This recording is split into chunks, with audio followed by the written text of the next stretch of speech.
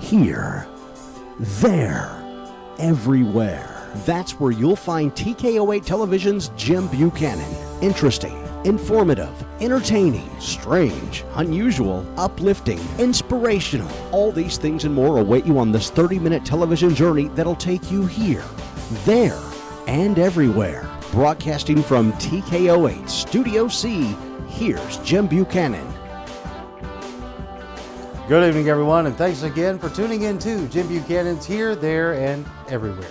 I'm TKO8 Television News Director Jim Buchanan, and in this episode, we're going to take a look at the topics, talent, and politicos that shape up what all is going on here. Then we're going to take a trip to the 13th century that's not too far out there. And finally, we'll conclude our journey everywhere with a trip to the one place on the planet that made everyone wonder if it would ever be safe to get back in the water.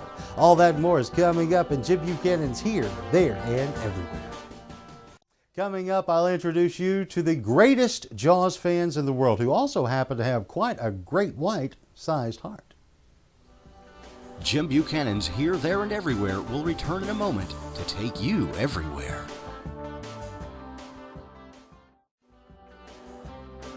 Welcome back and hold on tight as Jim now takes you everywhere. For this Everywhere segment, I would like to take you on a journey that is normally reserved for vacationing presidents or giant great white sharks. In 1975, director Steven Spielberg unleashed Jaws on the world. And not only did Spielberg create the first summer blockbuster, he also created a motion picture that has developed one of the most loyal and rabid fan bases around the world. Filmed on location at Amity Island and Martha's Vineyard, the epic tale of the ferocious man-eater still leaves many nervous when it comes to getting back into the water. Now let's fast forward to 2005, where a large gathering of Jaws fans again overtook the tiny New England community, and of the hundreds of fans there, two in particular accidentally created a film that in itself became a phenomenon. Lou and Yana Pisano created a film from all of the video footage they shot while attending the 30th anniversary celebration known as JawsFest 05. Now, the film has become so popular that Lou and Yana have now also created a sequel called JawsFest 2, with a third installment currently in production. To get to the bottom of this fishy tale, yes, I know it's a horrible pun, but it's my show. What are you going to do? Anyway, I now introduce to you Lou and Yana Pisano. And Lou, if you would be so kind, tell us how your films came to be. Well, what started out was back in the day, in the early 90s, I became obsessed with trying to get still pictures of every Jaws location on Martha's Vineyard. Years later, I borrowed somebody's camcorder and I shot some footage back in 2000 of some of the locations, like the Orca Tubo, the Brody House, where the billboard was, many different locations from the movie. Then, in fall of 2004, we heard there was going to be what's called JawsFest 05 on Martha's Vineyard, celebrating the 30th anniversary of the movie.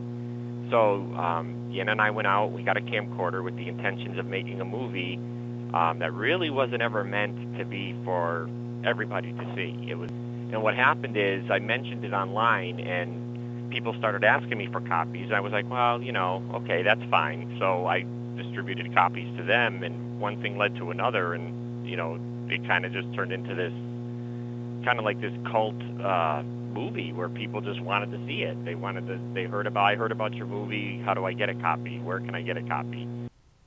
One of the big highlights of the film for me are the scenes featuring the fellow you guys met at the vineyard, who literally wore his love of the film's character Quint on his sleeve. Would you be so kind as to tell us more about this lovable sea dog? Yes, Mike Quint. Oh, he is such a gentleman. It was really amazing. When we first met Mike Quint, I thought he was with the Chamber of Commerce of Martha's Vineyard.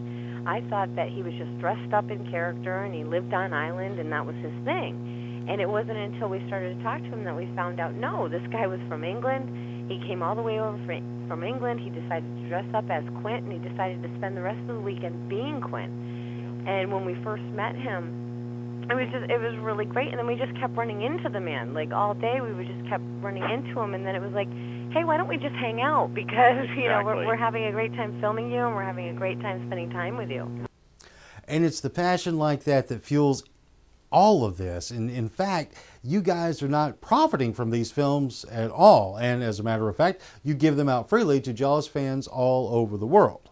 Well, one of our fans wrote us a review, and they said it was like a love letter to Jaws. Exactly. And I can't think of a better description of the movies than that.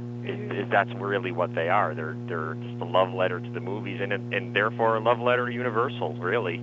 And there isn't any cost. I mean, you know, with the exception of what we put into it as far as, you know, buying the discs and sending it out via mail. But as Lou has said in the past, you know, if people just, you know, showed up, you know, outside of where we live and said, hey, I want a copy, we would just hand it to them. Here you go.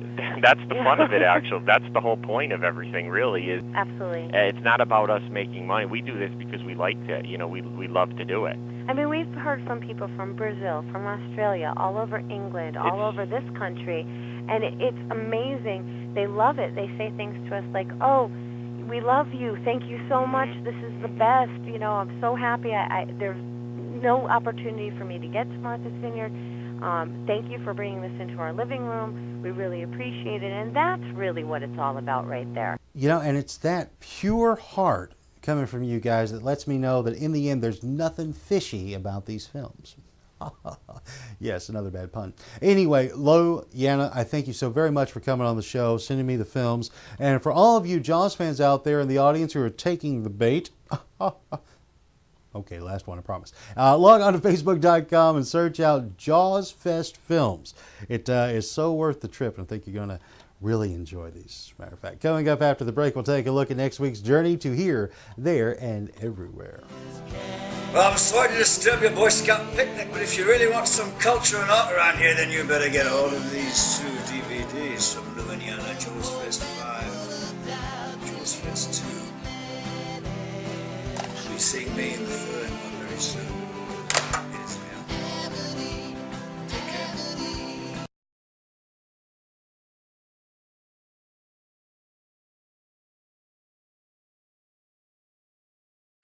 Thank you again for joining me on this 30-minute television journey that took us here, there, and everywhere. And I'd like to invite you back next week as we will announce our Ozark Medieval Fortress ticket winners, as well as taking a deeper look at the things, talent, and issues that matter here in the viewing area. Plus, you don't want to miss it.